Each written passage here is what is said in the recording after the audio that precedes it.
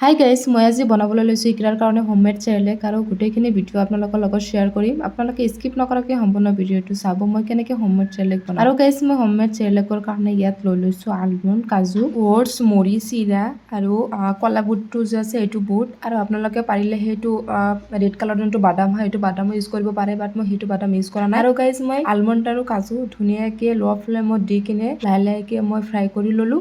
এতিয়া ফ্ৰাই কৰিবলৈ লৈছোঁ ওটছখিনিও লাহে লাহেকৈ মই ফ্ৰাই কৰি ল'ম। আৰু গাইজ গোটেইখিনি মই ল' ফ্লেমত দি কিনে ফ্ৰাই কৰি আছোঁ। আৰু গাইজ এতিয়া দি দিছোঁ মই চিৰাও মই লাহে লাহেকৈ এতিয়া মই ফ্ৰাই কৰি ল'ম, ধুনীয়াকৈ মচমচীয়া হৈ যাব ফ্ৰাই কৰি ল'লে ল' ফ্লেমত দি কিনে। তাৰপাছত দি দিছোঁ মুড়িখিনি মই ফ্ৰাই কৰি ল'লোঁ। গাইজ মোৰ গোটেইখিনি বস্তু ফ্ৰাই কৰা হৈ গৈছে, অলপ ঠাণ্ডা হ'বলৈ দিছিলোঁ। ঠাণ্ডা হোৱাৰ পিছত এতিয়া মই ধুনীয়াকৈ মিক্সিত দি কিনে গোটেইখিনি গুড় কৰি লৈছোঁ আৰু এটা বৈয়াম লৈ লৈছোঁ, বৈয়ামত ভৰাই লৈছোঁ। আৰু গাইজ আপোনালোকেও এনেকুৱাকৈ হোমমেড চেৰেলেক ঘৰতে বনাব পাৰে, মোৰ নিচিনাকৈ মই যেনেকৈ বনাইছোঁ। এইটো হাইজেনিকো হয় আৰু বেবীৰ কাৰণেও ভাল হয়। চ' গাইজ আজিৰ কাৰণে বাই।